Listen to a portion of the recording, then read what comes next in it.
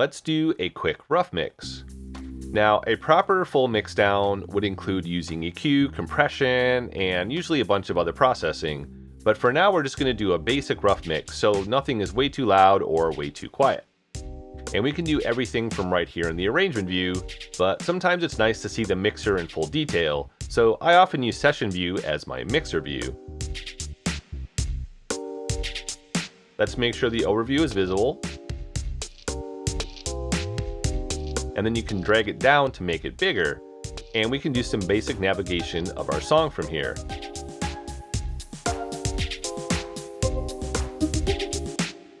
And then I like to drag the mixer up so we have more resolution on the faders and meters.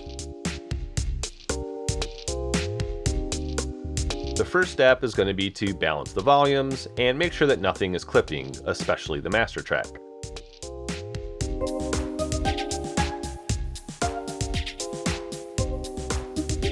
Adjust your sends to taste.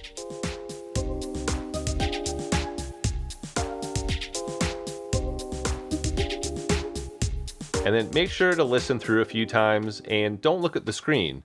I always have a notebook out and make notes as I listen, and then I dive back in and make the changes. And finally, we're going to add a limiter on the master track.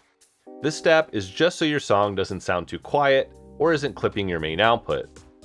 We do this step a lot when wanting to listen to works in progress, but it is not generally a good practice once you know how to properly mix a song. And to adjust the limiter, we're going to find the loudest or densest part of the song. And then I'm going to slowly turn the gain up until I start to see something happening on the meter here on the right.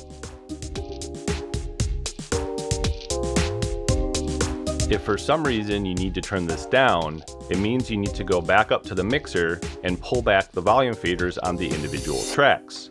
You don't want to have to be turning this down because that would mean you're probably clipping somewhere on the master track, even if you don't see red on the meter. Now what we're going to do is collect all and save.